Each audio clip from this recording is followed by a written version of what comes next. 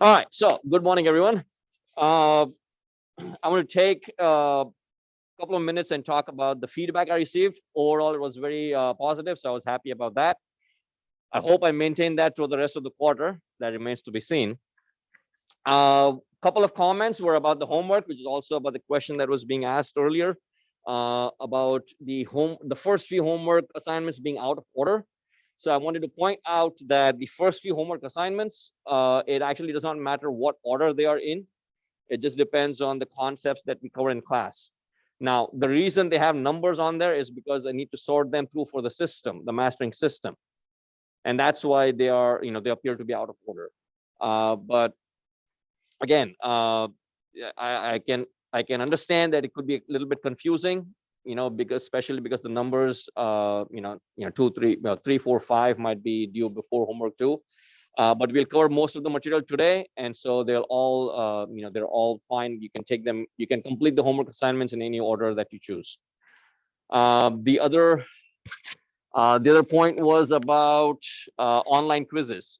So I think a couple of comments were about offering the online quizzes to the entire class, and not just for students, who have a medical reason. So I will have to talk to a couple of people.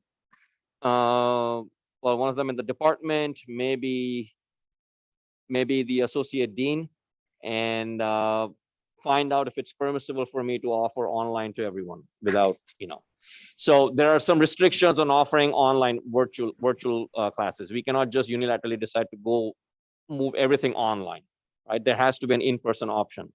And so that's the reason. Well, that's one of the reasons. The other reason is, of course, it's a lot of work to actually put everything online, to design a web page and have separate questions and all of that, which is fine. It's a bit of extra work for me. I'll be happy to do it. But more importantly, I need to make sure that everything is according to the rules that I'm supposed to follow. Okay. And so I'll ask in the department, and at least this week we'll be in person for the quiz, and then maybe if I get a quick response, maybe from next week onwards, or at least the week after that, if there's an online option available, it'll be available to all students. All right. So again, questions about the homework?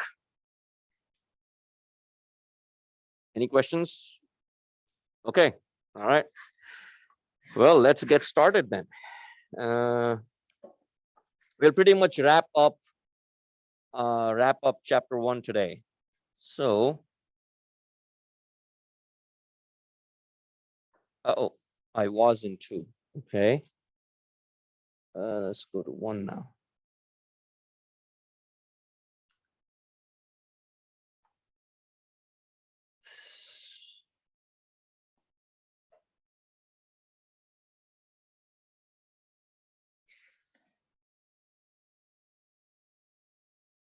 So KVL, and KCL. Again, these are all, you have studied this in the previous classes, but the reason we are doing a refresher is because you will use KVL and KCL for a higher level technique. We'll study in chapter 2, resistive circuit analysis. We'll apply them to node voltage and mesh current analysis, where you need to be very quick and adept at applying KVL and KCL concepts. Okay, so that is the reason, we go through these.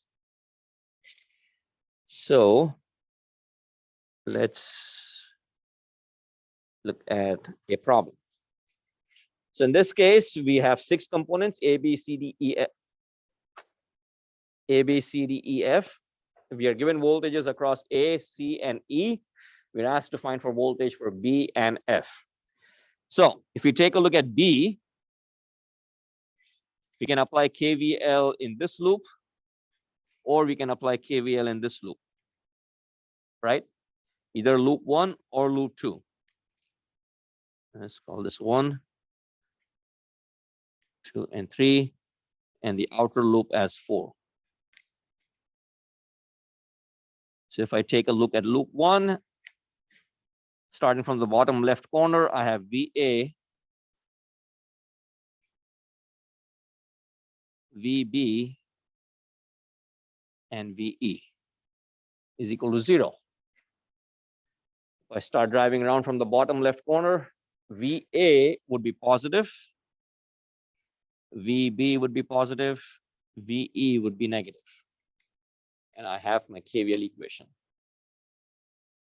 Now again, if you have a preferred method of applying KVL, you can continue to do so. You do not have to use this method, right?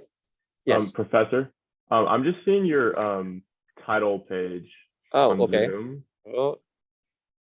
I saw your pen moving around, but okay, perfect. Thank you. All right. Yes.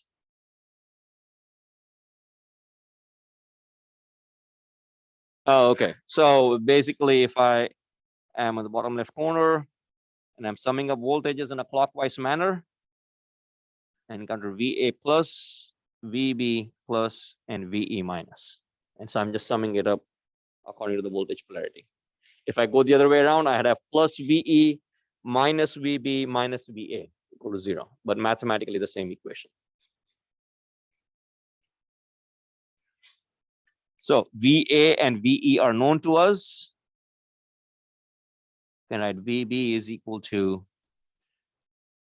minus VA plus VE. And that would give me what? Minus 10 plus 20, 10 volts.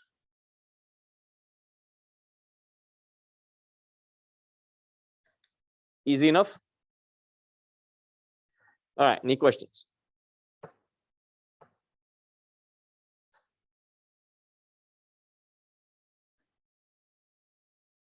Any questions? Oh.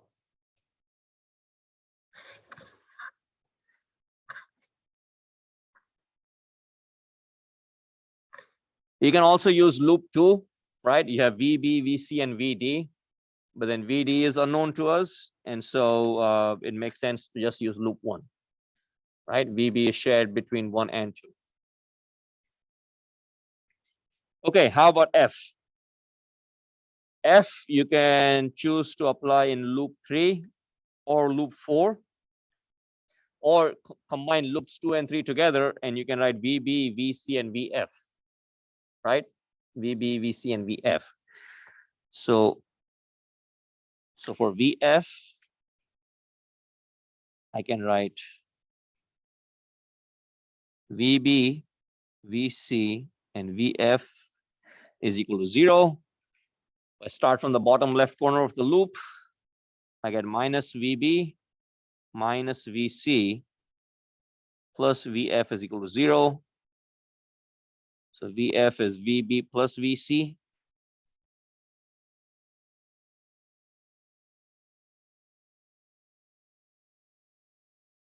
$25 volts.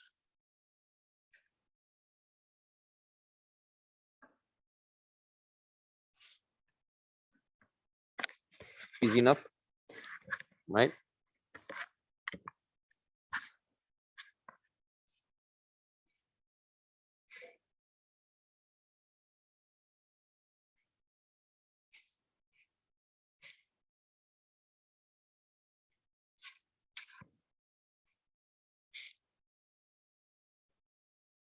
Any questions?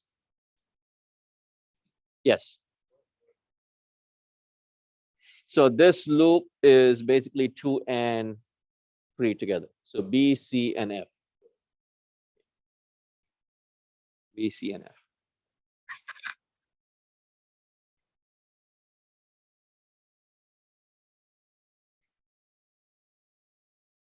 Any questions?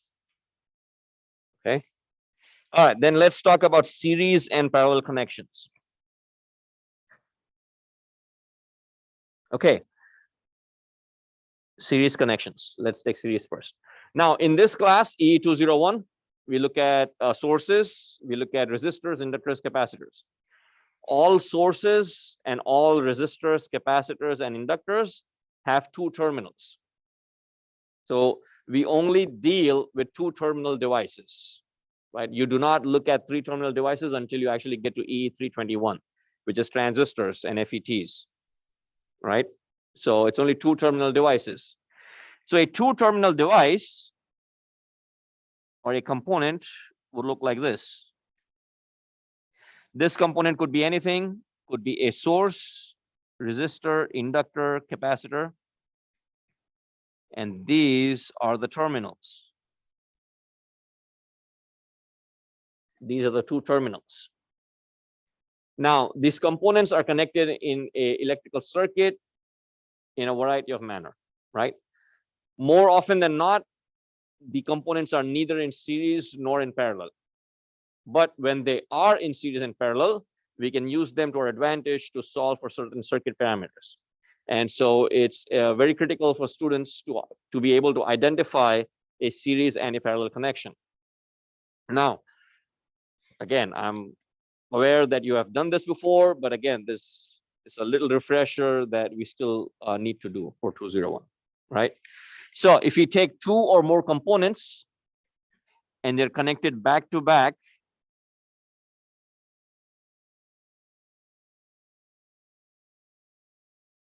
with one connection each in the middle, then we say that these components are in series between their outer terminals. So if this is A, B, and C, and this is a junction point in the middle, we say that A, B, and C are all in series between their outer 2 points. Okay, so for two components to be in series, they must be connected by one junction or one node only, and there should not be more than two components connected at that node. So if you take a look at this junction node right here between A and B, you have two connections, A and B, not more than two. If you have more than two connections, then it's no longer a series connection. It's no longer series. Okay, so in order for two or more components to be in series, they have to be connected by one junction or one node only, and there should not be more than two components at that node. The junction point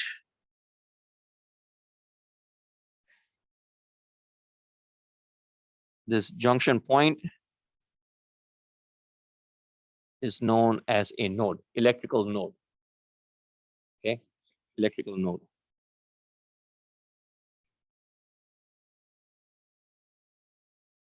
Now, if you do have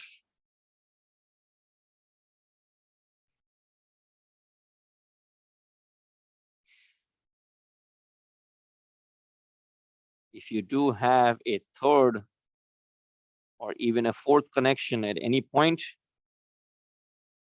then it's no longer in series. It's only in series between these 2 points, but this is no longer in series. Okay, because there's a third connection at that node. So when you have more than two connections at a node, it is no longer in series.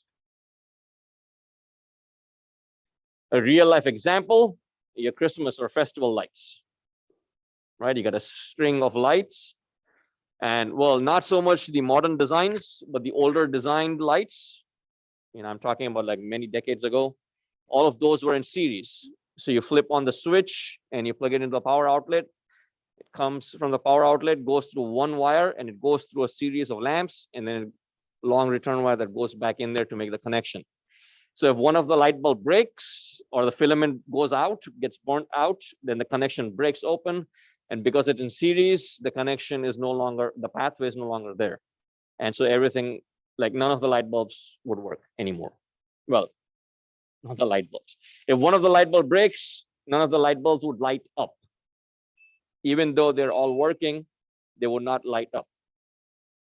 Now it's no longer true. Now it's like broken up into multiple sections. And so you have an LED light, you'll have light bulbs that could go out, but only a small section of that series light would go out. Everything else would still work.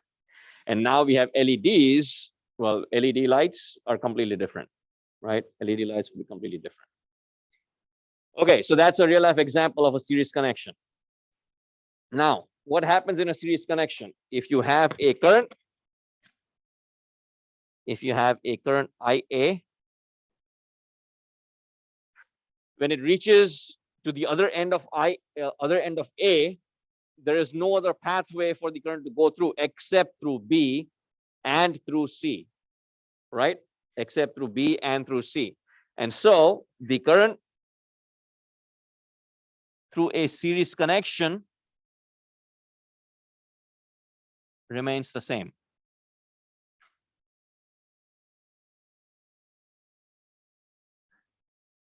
And that's why it's an important concept to be, to have, because current remains the same, only voltage gets divided. So if you know the current for one component, then the current is the same for all the other components.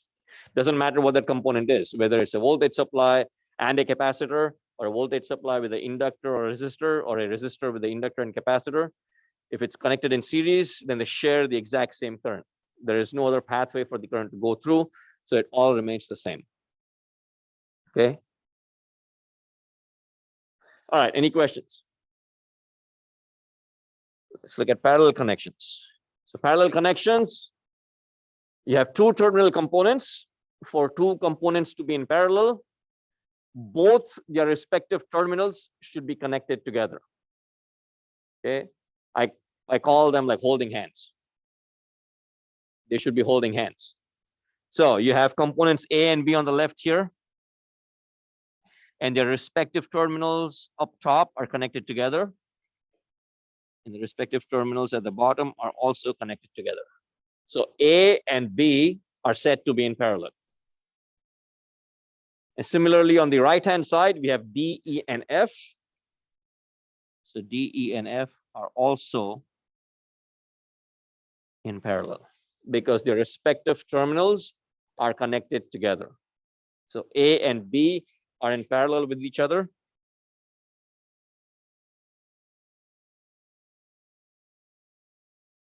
And D, E, and F are also in parallel with each other. If C was not present, if C was not present in the circuit, and this node was connected, so this node on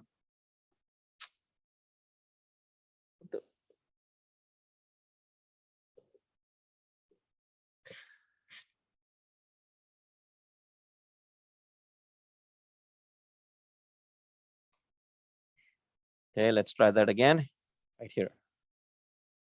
If this node, if C did not exist in the circuit and B was connected directly to D, E, and F, what could we say about these components?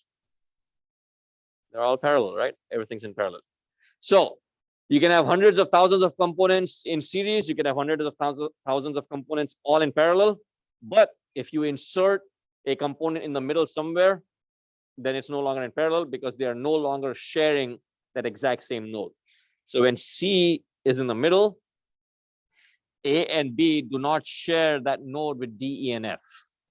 They share the bottom node.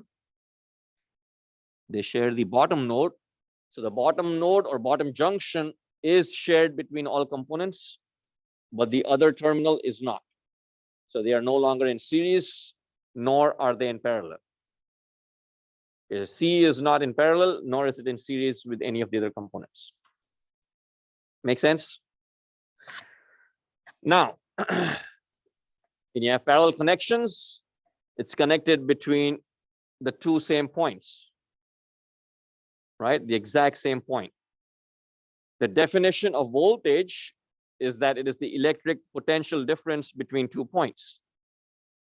So no matter what is connected between these 2 points, they will always have the exact same voltage. And that's why parallel connections, doesn't matter how many parallel connections you have, they will all have the exact same value. Okay, so A and B will have the exact same voltage. D, E, and F will also have the exact same voltage. No change. But you should keep in mind and realize that the resulting voltage that appears across these components, it is due to all 3 components acting or working at the same time. Let's say F did not exist. I only had D, and E, right? If you only have D and E and F does not exist, let's say the voltage across D and E is 10 volts, right? So D has 10 volts, E also has 10 volts. Now, when you plug F into the circuit, what is the voltage? We don't know what it is. It could change. It could go from 10 to 8 volts, but that 8 volts will be the same for D, E, and F. So the point being, the value might change, but that value will remain same for all the components. Again, it's a common point of error that I have noticed over the years. So, as we go along in the quarter, I'll keep pointing out certain concepts, certain places where I've seen errors in the past, right? So this is a common point in error. So if you have two components and they have 10 volts, you plug in a third one in there, does not mean that third one will also have 10 volts. All it means is the value will change, but that value will be the same for all three components. Same thing with the current. You have a series connection of components. Doesn't matter how many components you have, they will all share the exact same current. So again, important concept. Voltage in a parallel circuit remains the same.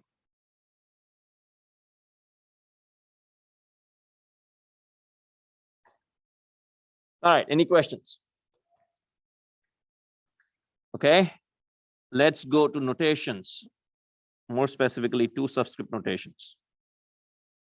So when we have current flow in a circuit, it's flowing from one point to another point, right? So there's a origin point and there is a destination point.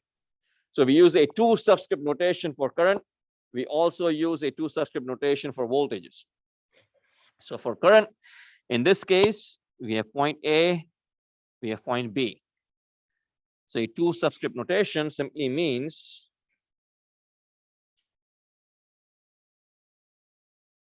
if we have IAB, the current is flowing from A to B. So current goes from point A to point B. Similarly, current IBA means current is going from point B to point A. So IBA goes from point B to point A. Now, if you're physically measuring this current with a ammeter or a multimeter, all it means that the multimeter positive terminal is connected to A and negative is connected to B. Okay, so IAB, positive terminal of the multimeter is connected to A, negative terminal is connected to B. And similarly for IBA,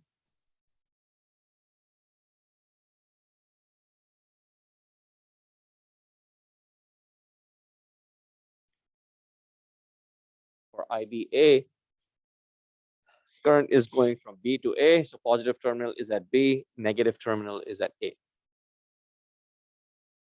Right? Now, mathematically speaking, we have to put a plus and a minus sign.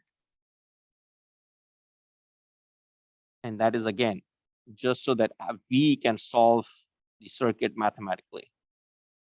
And so IAB is minus IBA. And you can write IBA as minus IAB. Now, current, voltage, power, energy, they don't know. And they don't really care, of course, that they are positive or negative. It is just for us humans in order to balance out equations. So in order to balance out equations mathematically, we put a positive or negative sign.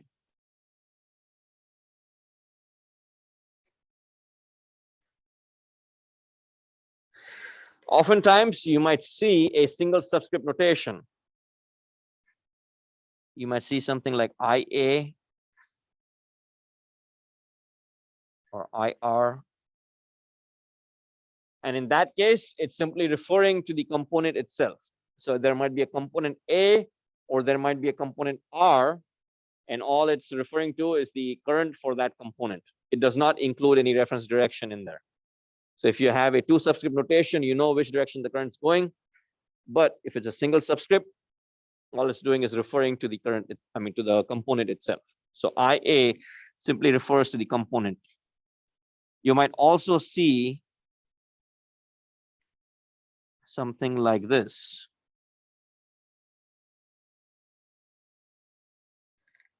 IR1.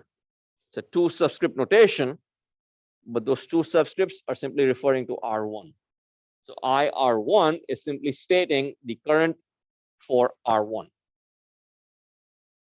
Again, this is something that you will encounter as you go along, problem solving.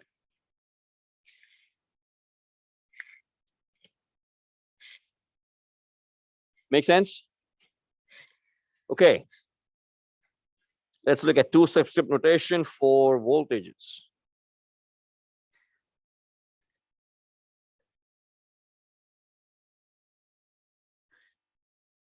So voltages have the exact same naming convention. We use two subscripts to note where we are measuring the voltage. However, in addition to the point of measurement, we also need a point of reference. Again, voltage is the difference in electric potential between 2 points, right? So we need a point of measurement, and we also need a point of reference. And so VAB, as you see in this diagram right here, simply indicates that you're measuring at point A with your reference at point B. Okay, voltage measured at A with reference to point B. So my multimeter is going to have a plus at A and minus at B.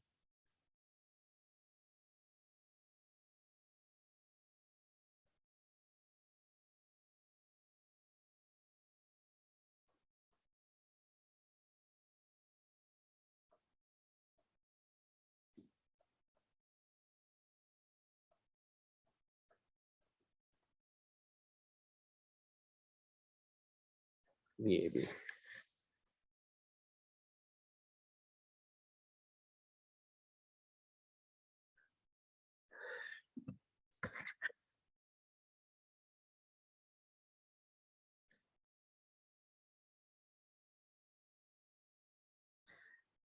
All right, any questions? Any questions at all? Again, voltage is two subscript notation, simply means you're measuring at a certain point with your reference at another point. Similar to the current, if you have a component, we could note it as simply VR1. It's two subscripts, but that R1 is referring to the component R1. And so VR1 simply refers to the voltage of resistor R1. And more often than not, it is accompanied by a plus and a minus sign. Sometimes that plus and minus sign is very far away from the notation itself. Like VR1 would be in the center, and the plus sign and the minus sign would be far away. But all it indicates is that VR1 has a plus at that end and a minus at the other end, meaning you're measuring the voltage on the left with your reference point at the right. Make sense to everyone? Right? Also, you would see something like this. We have two arrows pointing at either end. Again, simple continuation. All it's doing is VR1 measured at plus and measured minus over here. 2 points. This is not as common. So this is not as common. Like a single-headed arrow is not very common, but students should know what it is if they ever come across it. It simply means the point of measurement is at the arrow head or the head of the arrow, and the point of reference is at the tail of the arrow. Okay, so if you ever see a symbol like that in a circuit, that's what it's supposed to mean. Positive reference or measurement is at the head of the arrow. Now, a word about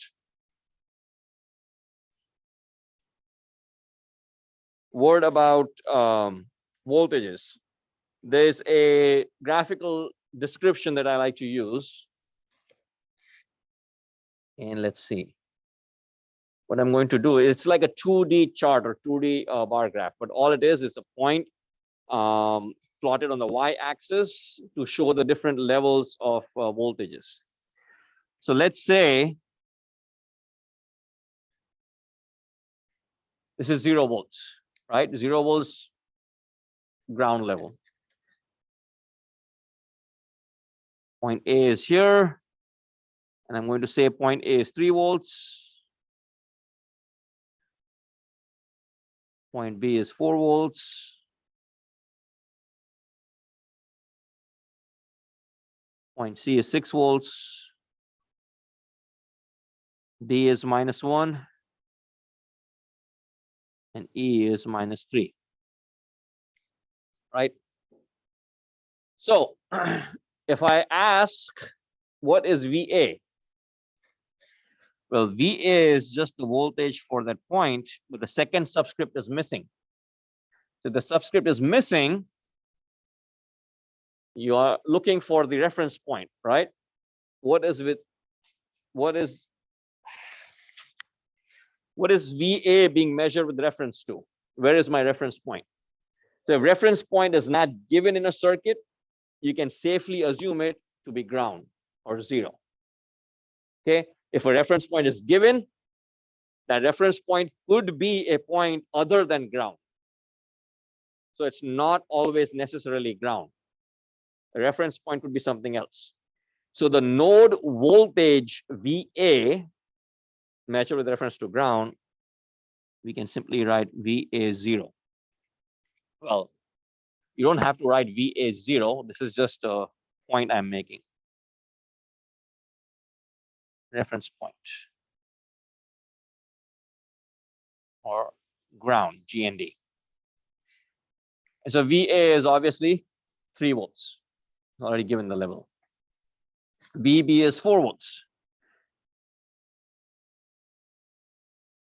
How about VBA? VBA is the difference measured between B and A. So it's VB minus VA, 4 minus 3, 1 volt. But this graphical illustration makes it easy to understand. So I can write this as VB minus VA, 4 minus 3, 1 volt. Does that make sense? How about VCD?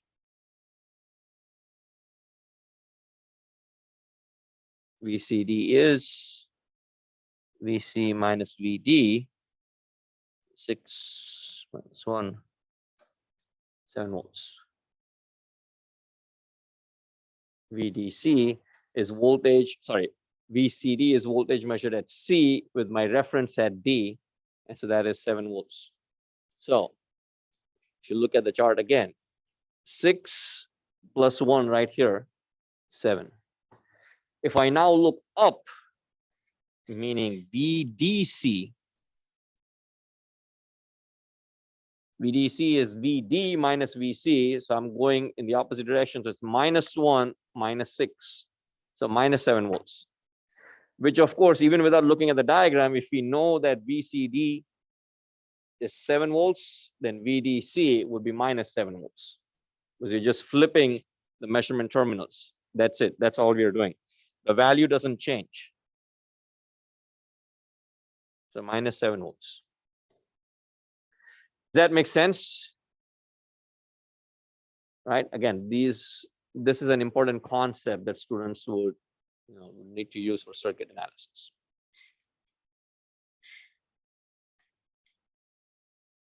All right, any questions? Any questions at all? Okay, let's go to power and energy then. Power and energy, and then we'll look at passive reference configuration. So when electrons move in a circuit, charge flows, the rate of flow of charge is current, When current flows, energy is transferred. Energy goes from a component to another component or multiple components. The rate of energy transfer is electrical power. The mathematical expression for electrical power is simply the product of the voltage and the electrical current. As simple as that. P is equal to VI. AP is equal to VI. So electrical power P is the product of V and I.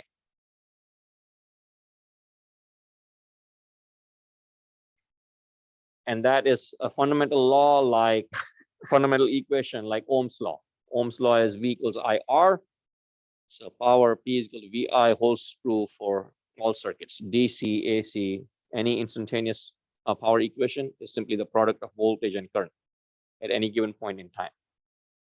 Now, when you have a component has a voltage across it, and you have current flowing through that component, right? So you have plus minus here, current going from minus to plus.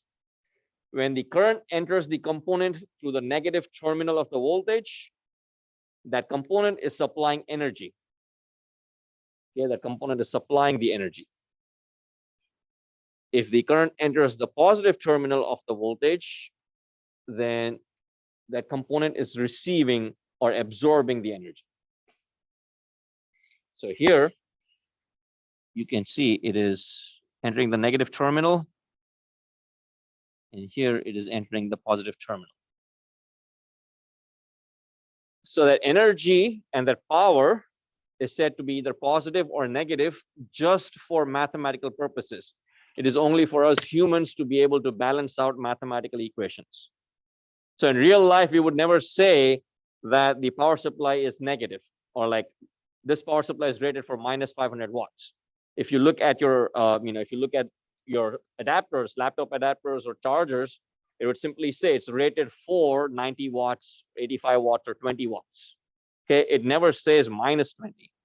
So minus 20 or minus 50 is just mathematical expression for us to write mathematical expressions and balance out equations.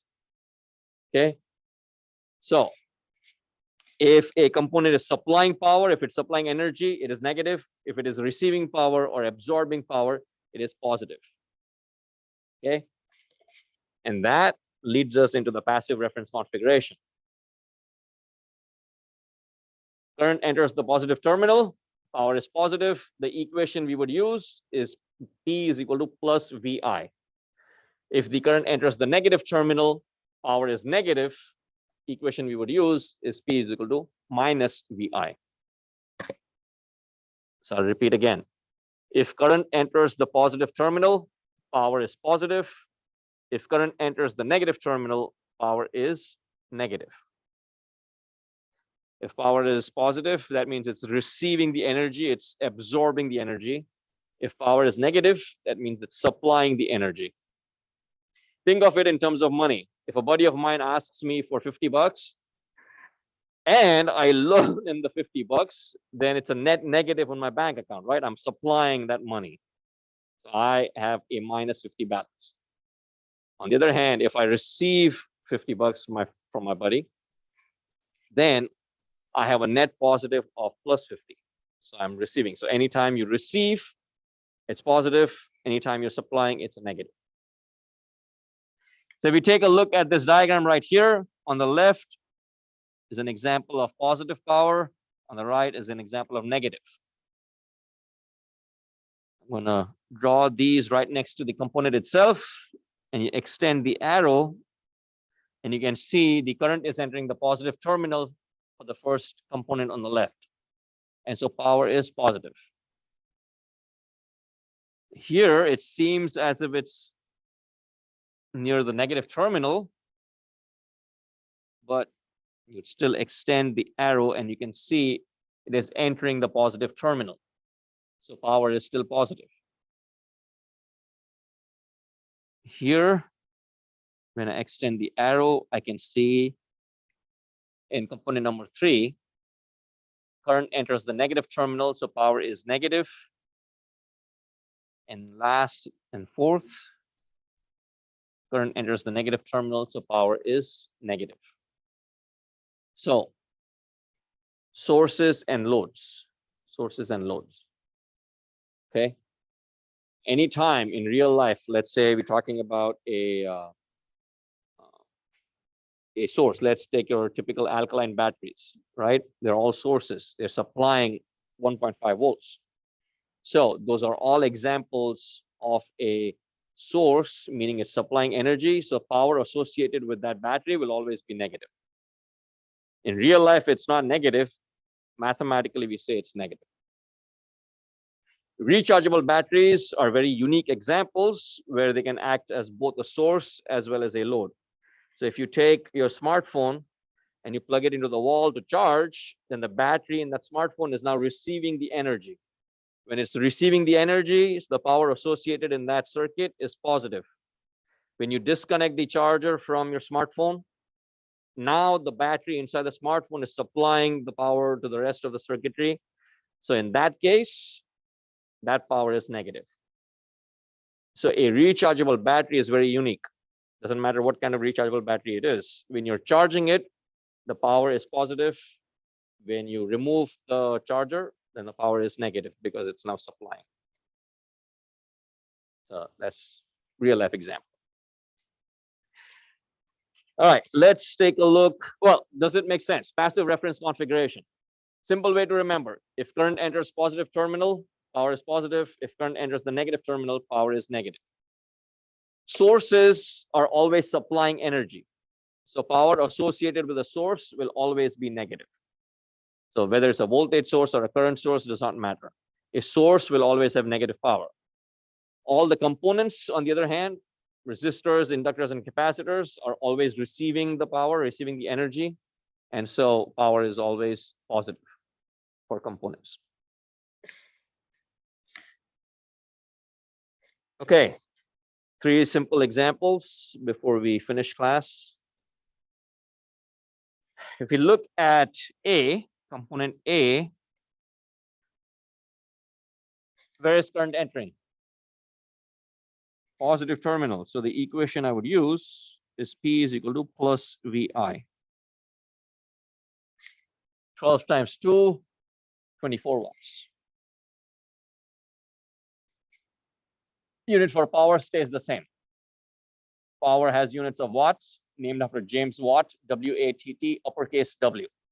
Electrical power is also watt, W.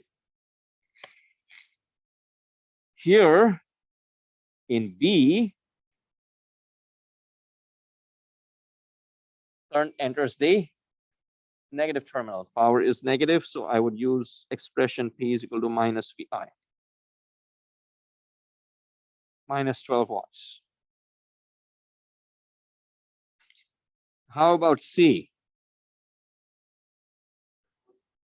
Positive terminal, but I is given to us as minus 3 amps. Minus 3.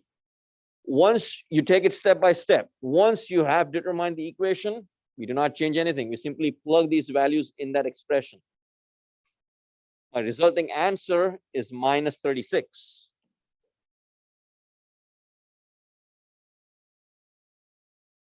Minus 36 watts. So even though you're here, when I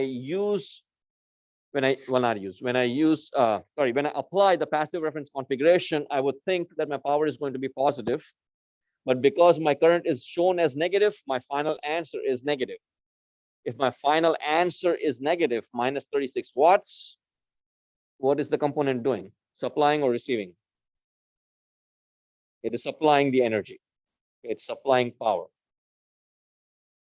Okay, so initially, my assumption is that it's a positive power. It's receiving the energy, right? Because the current is entering the positive terminal. But my final answer is negative, minus 36. So my final answer is negative. Power is negative. It is supplying energy. It is not receiving. Okay, that makes sense to everyone? Okay, so that concludes chapter 1. You have all the information you need to solve all the homework. Quiz details will be posted shortly. As soon as I have to stop by the department office, and then I will go back to my office and I will post it shortly before, I want to say before 12 noon. It's going to be a short quiz, not not too long, probably 15 minutes, not much longer than that. But probably concepts about KVL, KCL, maybe something about power, and that's about it. I will post. So before every quiz, I usually send an email, and I also post an announcement on the topic of the quiz, and then the prep that students need to do, for the quiz. So everything will be on there. All the details will be there. And again, I'll have office hours right after this class, and again later on from 2 to 4, 2 to 4 today. But again, I'll be in my office till like 4:30. So if you need to stop by, if you want to meet me over Zoom, just let me know. All right. I will see you all on Wednesday. If you have any questions, I still have a few more minutes.